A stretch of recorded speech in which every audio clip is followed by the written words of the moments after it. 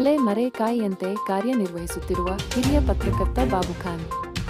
ತುಮಕೂರು ಜಿಲ್ಲೆಯ ಕೊರಟಗೆರೆ ತಾಲೂಕಿನ ಚೆನ್ನರಾಯನದುರ್ಗ ಗ್ರಾಮದ ಪತ್ರಕರ್ತರಾದ ಬಾಬು ಖಾನ್ ರವರು ಪದವಿಯ ನಂತರ ಕೊರಟಗೆರೆಯ ಖಾಸಗಿ ಕಾನ್ವೆಂಟ್ ಶಾಲೆಯಲ್ಲಿ 1 ವರ್ಷ ಶಿಕ್ಷಕರಾಗಿ ಕೆಲಸ ಮಾಡುತ್ತಾ ಜೊತೆಗೆ ಲೆಗ್ ಏಜೆಂಟ್ ಆಗಿ, ನಂತರ ಆಯುರ್ವೇದಿಕ್ ಮೆಡಿಸಿನ್ ಕಂಪನಿಯಲ್ಲಿ ಮೆಡಿಕಲ್ ರೆಪ್ರೆಸೆಂಟೇಟಿವ್ ಆಗಿ, ನಂತರ ಪ್ರತಿಷ್ಠಿತ ಸಿಪ್ಲಾ ಮೆಡಿಸಿನ್ ಕಂಪನಿಯಲ್ಲಿ ಮೆಡಿಕಲ್ ರೆಪ್ರೆಸೆಂಟೇಟಿವ್ ಆಗಿ ಕೆಲಸ ಮಾಡಿ 2001ರಲ್ಲಿ ಪತ್ರಕರ್ತರಾಗಿ ಪತ್ರಿಕೋದ್ಯಮಕ್ಕೆ ಬಂದರು. ನಂತರ ಅಲ್ಲಿಂದ ಶುರುವಾದ ಪತ್ರಿಕೋದ್ಯಮದ ಪಯಣದ ಜೊತೆಗೆ ಮೆಡಿಕಲ್ ಸ್ಟೋರ್ ಮಾಡಿಕೊಂಡು ವೃತ್ತಿ ಜೀವನ ನಡೆದಿತ್ತು. ಸ್ನಾತಕೋತ್ತರ ಪದವಿಯ ನಂತರ ಹೀಗೆ ಸಾಗಿದ ಪಯಣ ದಿನಪತ್ರಿಕೆ, ವಾರಪತ್ರಿಕೆ, ಪಾಕ್ಷಿಕ ಪತ್ರಿಕೆ, ಮಾಸಪತ್ರಿಕೆ ಹಾಗೂ ಟಿವಿ ಚಾನೆಲ್ಗಳಲ್ಲಿ ಕೆಲಸ ಮಾಡಿದ್ದಾರೆ. ರಾಜ್ಯದ ಯಾದಗಿರಿ, ಗುಲ್ಬರ್ಗ, ರಾಯಚೂರು, ಕೊಪ್ಪಳ, ತುಮಕೂರು, ಬೆಂಗಳೂರು ನಗರ, ಬೆಂಗಳೂರು ಗ್ರಾಮಾಂತರ, ಕೋಲಾರ, ಚಿಕ್ಕಬಳ್ಳಾಪುರ, ಚಿತ್ರದುರ್ಗ ಮತ್ತು ದಾವಣಗೆರೆ ಜಿಲ್ಲೆಗಳಲ್ಲಿ ಜಿಲ್ಲಾ ವರದಿಗಾರರಾಗಿ ಕೆಲವು ವಾರಪತ್ರಿಕೆ ಹಾಗೂ ಪಾಕ್ಷಿಕ ಪತ್ರಿಕೆಗಳಲ್ಲಿ ಕೆಲಸ ಮಾಡಿದ್ದಾರೆ.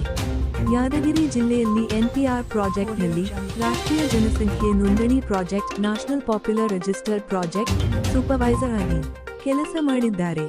ಕರ್ನಾಟಕ ರಾಜ್ಯದ ಮಾಧ್ಯಮ ಲೋಕದ ದಿಗ್ಗಜರಾದ ರವಿ ಬೆಳಗೆರೆಯವರ ರಾಜ್ಯ ಮಟ್ಟದ ಪ್ರತಿಷ್ಠಿತ ಪತ್ರಿಕೆಯಾದ ಹಾಯ್ ಬೆಂಗಳೂರು ವಾರಪತ್ರಿಕೆ, ಅಗ್ನಿ ಶ್ರೀಧರ್ ಅವರ ಅಗ್ನಿ ವಾರಪತ್ರಿಕೆಯಲ್ಲಿ ಮತ್ತು ಪ್ರತಿಷ್ಠಿತ ಕ್ರೈಮ್ ಪತ್ರಿಕೆಯಾದ ಪೊಲೀಸ್ ನ್ಯೂಸ್ ವಾರಪತ್ರಿಕೆ ಹಾಗೂ ಈವ್ನಿಂಗ್ ಟೈಮ್ಸ್ ಇಂಗ್ಲಿಷ್ ದಿನಪತ್ರಿಕೆಯಲ್ಲಿ ತುಮಕೂರು ಜಿಲ್ಲೆಯ ಜಿಲ್ಲಾ ವರದಿಗಾರರಾಗಿ ಕೆಲಸ ಮಾಡಿದ್ದಾರೆ.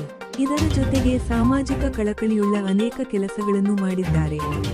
ರಾಜ್ಯದ ಸರ್ಕಾರಿ ಪ್ರಾಥಮಿಕ ಶಾಲೆಗಳ ಸಮಸ್ಯೆಗಳ ಜ್ವಲಂತ ಸಮಸ್ಯೆಗಳ ಬಗ್ಗೆ ಹಾಗೂ ಶಿಕ್ಷಕರ, ರೈತರ ಸುರಕ್ಷತೆಗೆ ಗುಡುಗು ಸಿಡಿಲು ಬಡಿದು ಸಾವು ಹಾಗೂ ಹಾವು ಕಚ್ಚಿ ಸಾವು, ವಿದ್ಯುತ್ ಸ್ಪರ್ಶದಿಂದ ಸಾವು, ಸರ್ಕಾರ ಗಮನ ನೀಡುವಂತಹ ಸುದ್ದಿಗಳನ್ನು ಮಾಡಿದ್ದಾರೆ.